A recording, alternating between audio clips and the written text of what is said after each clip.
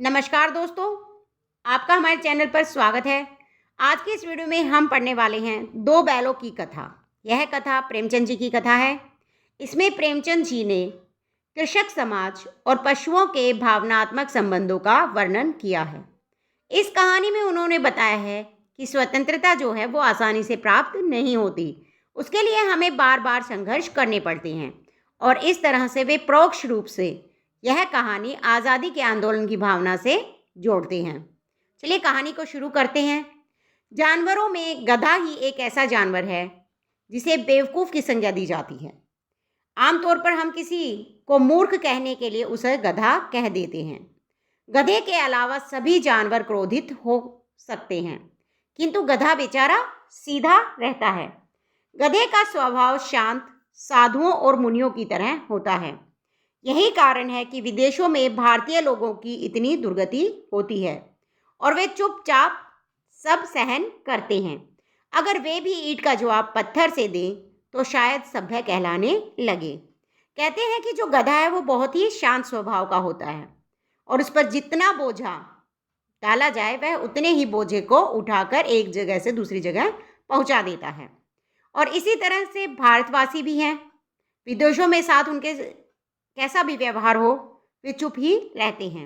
वे ईंट का जवाब पत्थर से नहीं देते और इसी कारण उनकी दुर्गति होती है।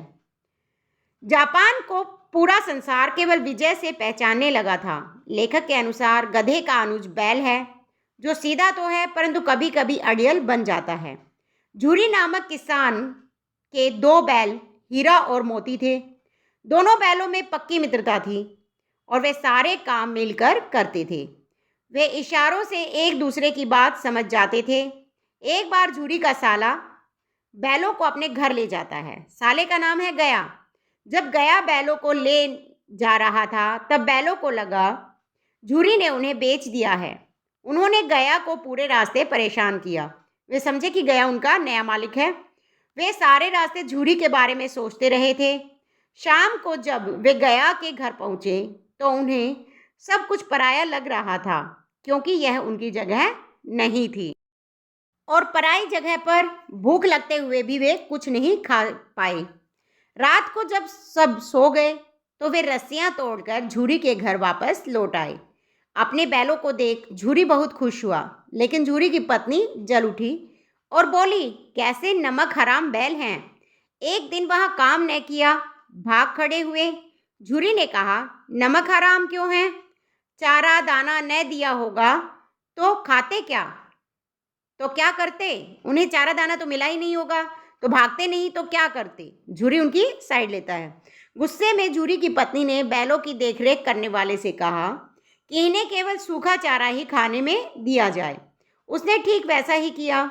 दूसरे दिन झूरी का साला फिर उन्हें ले गया। घर पहुंचकर उन्हें मोटी रस्सी से बांधकर उनके सामने सूखा चारा डाल दिया। दोनों बैलों ने नाद की तरफ देखा भी नहीं। दूसरे दिन गया ने बैलों को हल में जोता, पर इन दोनों ने जैसे पाँव न उठाने की कसम खा ली थी। वह मारते मारते थक गया, पर दोनों ने पाँव न उठाया। जैसे ही गया ने हीरा की नाक पर डंडे मारे तो मोती बहुत गुस्सा हो गया। मोती को बहुत जल्दी गुस्सा आ जाता था और हीरा को देखकर तो वह शांत भी हो जाता था, लेकिन अब हीरा की पिटाई हो रही थी तो उसका गुस्सा सातवें आसमान पर हो गया था और वह हल लेकर भागा। हल, रस्सी, जुआ जोत सब टूट गया। हीरा मोती को इशारे से समझाता है। हीरा जो था वो समझदार था। वह मोती को समझाता है कि भागना जो है वो बेकार है और अब की बार बहुत मार पड़ेगी। मोती उसे मजा चखाने की बात करता है। किसे मजा चखाने की बात करता है? गया को। तो हीरा उसे समझाता है कि हमारी जाति का यह धर्म नहीं है। गया बैलों के गुस्से को भाप गया और सूखा भूसा उनके सामने डाल देता है। थोड़ी देर बाद एक छोटी लड़की बैलों के मुंह में एक एक रोटी दे जाती है। यह छोटी लड़की जो है वो गया की है। उन्हें ऐसा लगा, जब वह रोटी देकर जाती है तो उन्हें ऐसा लगा कि यहाँ भी उनका अपना है। वह लड़की जो थी वो भैरों की बेटी थी, जो अपनी माँ से मार खाया करती थी। माँ से मार क्यों खाती थी? क्योंकि उसकी जो माँ थी वो सौतेली माँ थी। हीरा और मोती दिन भर काम करते और सूखा भूसा खाकर और लड़की के हाथ से 2 रोटियां खाकर खुश रहते। लेकिन इनमें विद्रोह की भावना भी थी। जब मोती गुस्से से भर जाता तो हीरा उसे समझा बुझाकर शांत कर देता। जब मोती ने वहां से भागने की बात की तो हीरा मान गया। रोज की तरह लड़की जब उन्हें रोटी खिलाने आई और उनकी रस्सी खोल दी और शोर मचाते हुए दौड़ती है कि बैल भागे जा रहे हैं, बैल देखते ही देखते गायब हो गए। वे अपने गांव का रास्ता भूल गए। अब जल्दी में दूर तक निकल गए तो रास्ता भी भूल गए अपने गांव का, और एक खेत के किनारे खड़े होकर सोचने लगते हैं कि अब उन्हें क्या करना चाहिए। वे पास के खेत में भरपेट मटर खाते हैं। भरपेट खाने के बाद वे मस्ती में खेलने लगे। तभी एक सांड उनकी ओर आता दिखाई दिया। दोनों ने सोचा कि वे फंस गए। यदि वहां से भागे तो कायर कहलाते हैं और यदि रुकते हैं तो मारे जाते हैं।